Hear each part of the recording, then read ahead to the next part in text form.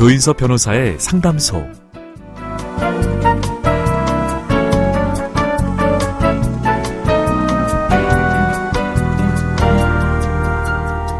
셀리의 법칙, 머피의 법칙과 반대되는 거죠. 놓칠 뻔한 버스를 간신히 탔을 때, 회사에 지각을 했는데 마침 직장 상사가 자리에 없을 때, 이처럼 모든 일이 좋은 방향으로 이어지는 걸 셀리의 법칙이라고 하는데요. 여러분의 일상도 곧 셀리의 법칙으로 흐르게 될 겁니다. 어서 오세요. 조인섭 변호사의 상담소 지금 문을 열겠습니다.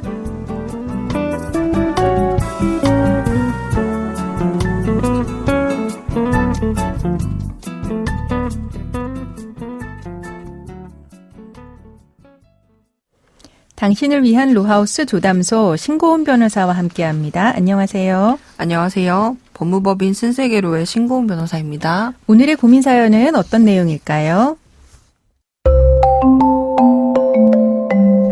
남편과 결혼한 지 5년이 됐습니다. 신혼을 좀 더 즐기고 싶어서 4년 동안은 일부러 아이를 갖지 않았습니다.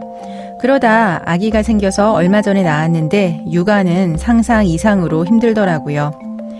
남편은 건설회사에 다녀요. 회사 분위기가 워낙 보수적이고 상명하복 문화가 강해서 육아휴직은 꿈도 못 꿀 상황이었습니다. 게다가 술자리도 잦았어요. 혼자 집에서 아이를 보며 온종일 남편만 기다리다 보니 늦게 들어오는 남편에게 너무 서운하고 화가 치밀어 참을 수가 없었습니다. 게다가 친정은 지방이라 도움을 받기 어려웠습니다. 시댁에는 이혼한 아주버님이 아이와 함께 살고 계셔서 시어머니께 손을 벌리기도 힘든 상황이었어요. 끝이 없는 터널 속을 걷는 기분이었고 미칠 것만 같았습니다. 아기는 아직 너무 어려서 울기만 하고 말이 통하지 않으니 솔직히 애정이 잘 가지 않았습니다. 엄마가 이래도 되나 스스로를 얼마나 다그쳤는지 몰라요. 이러다 정말 큰일 나겠다 싶어서 남편에게 연락했습니다. 잠깐 친정에 내려가 있겠다고 아이를 좀 봐달라고 부탁하고 집을 나왔어요. 그리고 시댁이 아이를 맡기고 친정으로 내려갔습니다. 처음엔 남편도 제가 그렇게 힘들어할 줄 몰랐다면서 미안하다고 했어요. 그런데 딱 3일 지났을까요? 갑자기 남편 태도가 돌변했습니다. 저에게 너무 실망했다면서 앞으로 아이는 못 볼 줄 알라고 협박하더라고요.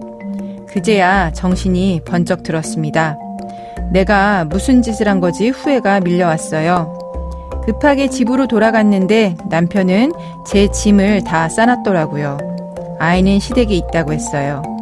시댁에 찾아가서 빌고 애원해도 문을 열어주지 않고 아이를 보여주지도 않았습니다. 저는 정말 어떻게 해야 할까요? 이대로 이혼 당하는 건가요?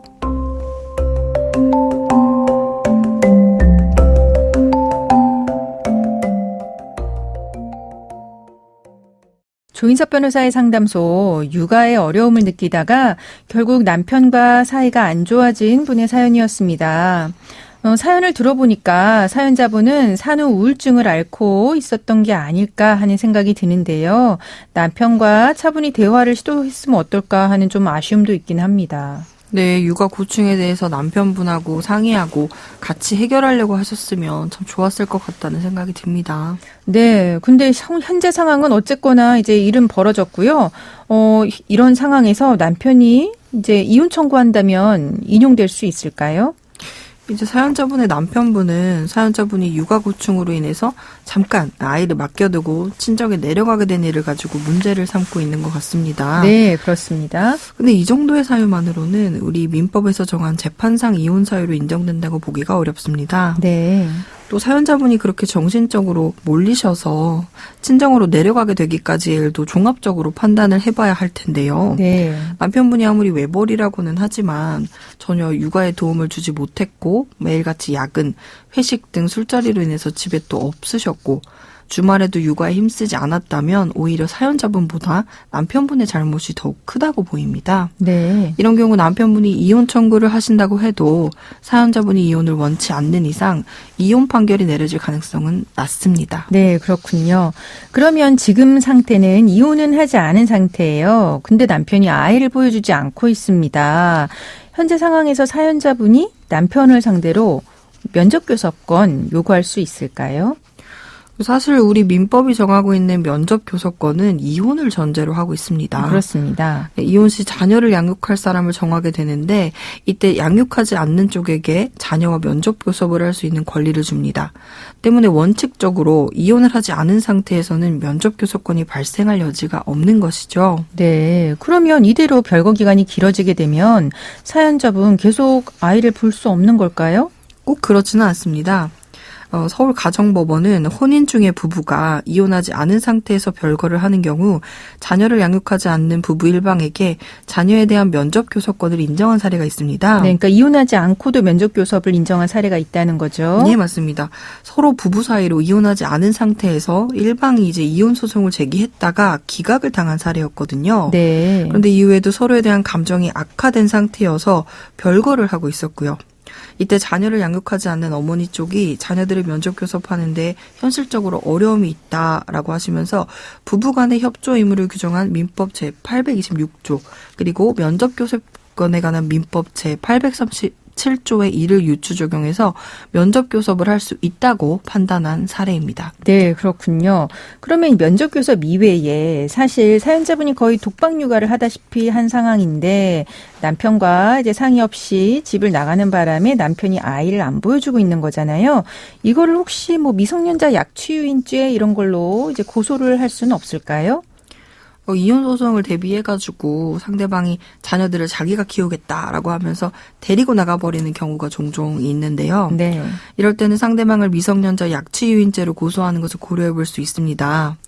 우리 판례는 부모가 이혼하였거나 별거하는 상황에서 부모 중 일단 어느 한쪽이 자녀를 평온하게 보호 양육하고 있었다면 상대방이 폭행, 협박 또는 불법적인 사실상의 힘을 행사해서 그 보호 양육 상태를 깨트리고 자녀를 탈취해서 자신의 지배하에 옮긴 경우 네. 특별한 사정이 없는 한 미성년자에 대한 약취죄를 구성한다고 판단을 하고 있습니다. 그러면 사연자분의 경우 이게 미성년자 약취 유인이 될 수 있을까요?